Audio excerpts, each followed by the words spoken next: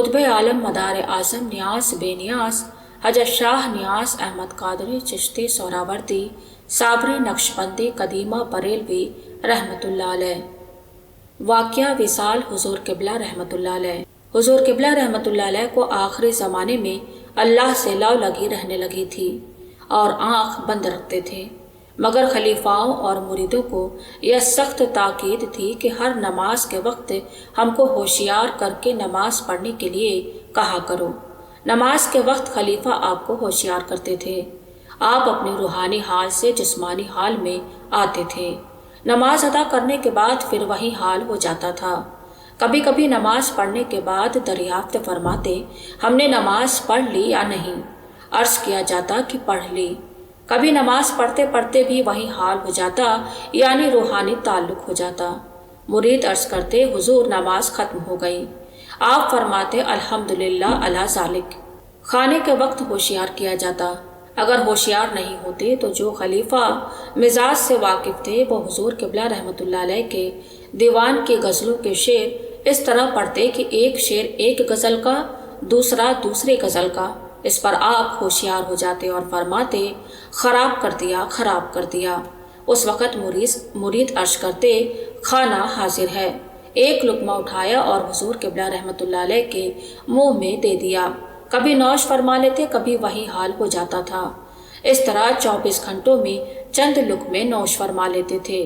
کبھی اس حالت میں فرماتے، می آئم۔ اس کا مطلب ہے کہ میں آ رہا ہوں، میں آ رہا ہوں۔ سلامت اللہ خان صاحب رحمۃ اللہ علیہ فرماتے، حضور از قضا بھی آئم۔ حضور کہاں سے آ رہے ہیں؟ فرماتے، مقام داریم، میرا ایک اور جگہ قیام ہے۔ وصال کے وقت تک یہی حال رہا۔ بات چیت کرنا بند کرتی تھی۔ حضرت تاج الاولیاء رحمۃ اللہ علیہ کو بلانا منظور ہوتا تو دل پر ہاتھ رکھتے تھے، اور اگر سلامت اللہ خان صاحب رحمۃ اللہ علیہ کو بلانا منظور ہوتا تو زبان پر انگلی رکھتے تھے۔ سلامت اللہ خان صاحب رحمۃ اللہ علیہ شاہجہاں پور سے آپ کے لیے اچار اور چٹنی تیار کر کے لاتے تھے۔ حضور قبلہ رحمۃ اللہ علیہ کو آخری وقت بے چینی بہت تھی۔ جب طبیعت بہتر ہوئی تو آپ نے حضرت مخدوم خلیفہ عبدالشہید صاحب رحمۃ اللہ علیہ سے فرمایا، اس وقت تکلیف اور سختی بہت ہے۔ مخدوم صاحب نے عرض کیا کہ حضور کیا بات ہے؟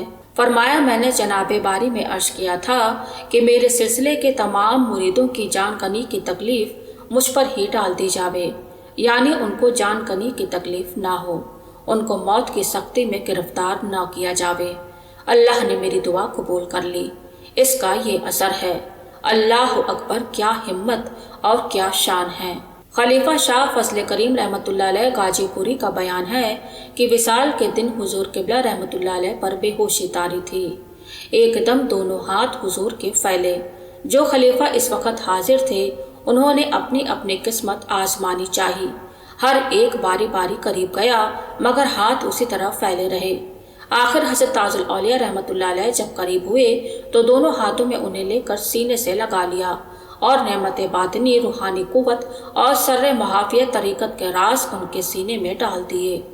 حضرت بے ہوش ہو گئے۔ اسی حال میں حضور قبلہ رحمۃ اللہ علیہ کا وصال ہو گیا۔ انا للہ و انا الیہ راجعون۔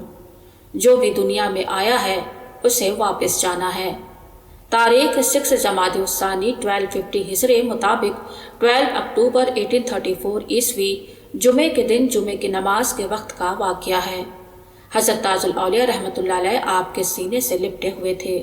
خلیفاؤں نے الگ کرنا چاہا، حضور قبلہ رحمۃ اللہ علیہ کے ہاتھ الگ نہیں ہوئے۔ بڑے خلیفاؤں نے کہا، ایسے ہی رہنے دو، خود بخود الگ ہو جائیں گے۔ چنانچہ تھوڑی دیر کے بعد حضور قبلہ رحمۃ اللہ علیہ کے ہاتھ حضرت پر سے ہٹ گئے۔ حضرت کو لٹا دیا گیا۔ کافی دیر کے بعد ہوش آیا۔ حضور قبلہ رحمۃ اللہ علیہ کی تاریخ وصال اس آیت کریمہ سے برآمد ہوتی ہے، اِنَّ أَوْلِيَاءَ اللَّهِ لَا خَوْفٌ عَلَيْهِمْ وَلَا هُمْ يَحْزَنُونَ 1250 ہجری۔ یہ آیت کریمہ تھوڑے سے رد و بدل کے ساتھ اس خاندان عالی شان کی تاریخ وصال کے لیے خاص ہے۔ حضرت مولانا فخر پاک رحمۃ اللہ علیہ کی تاریخ وصال ہے، اولیاء اللہ لا خوف علیہم ولا ہم یحزنون 1199 ہجری۔ حضرت تاج الاولیاء رحمۃ اللہ علیہ کی تاریخ وصال ہے، واللہ ان اولیاء اللہ لا خوف علیہم ولا هم یحزنون 1322 ہجری۔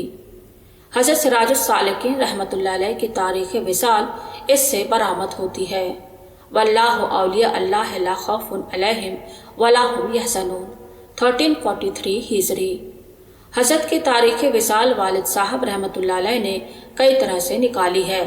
اس آیت سے یہ ہے اولیاء اللہ لا خوف علیہم ولا هم یحزنون کالا عہد 1343 ہجری۔ حضور قبلہ رحمۃ اللہ علیہ کے وصال کے وقت حضرت تاج الاولیاء رحمۃ اللہ علیہ کی عمر شریف 16 برس 4 مہینے کی تھی اور چھوٹے میاں صاحب رحمۃ اللہ علیہ کی عمر 7 سال کی تھی۔ حضور قبلہ رحمۃ اللہ علیہ نے اپنے دفن کی جگہ وصال سے پہلے ہی بتا دی تھی، اس لیے وہی دفن کیے گئے۔ رات کو پانی برسا، قبر شریف کچی تھی، پائنتی پیروں کی طرف سے پانی نے سوراخ کر لیا۔ صبح کو مولوی عبید اللہ صاحب بدخشانی رحمۃ اللہ علیہ فاتحہ پڑھنے آئے۔ آپ نے سوراخ میں ہاتھ ڈالا اور ہاتھ حضور قبلہ رحمۃ اللہ علیہ کے پاؤں سے لگ گیا۔ خلیفہ مرزا اسد اللہ بیگ رحمۃ اللہ علیہ ناراض ہوئے، کہا کہ مولوی کیا کرتے ہو، کیا تمہارا عقیدہ صحیح نہیں ہے؟ مولوی صاحب نے جواب دیا، دیکھو میں نے حضور قبلہ رحمۃ اللہ علیہ کے پاؤں کو چھو لیا، میرے ہاتھ میں سے مشک کی خوشبو آ رہی ہے۔ حالانکہ حضور قبلہ رحمۃ اللہ علیہ کی قبر شریف بہت گہری تھی، آپ کا جسم ایک بانس نیچے زمین میں تھا۔ کہتے ہیں کہ یہ مشک کی خوشبو میرے ہاتھ میں 1 مہینے تک آتی رہی۔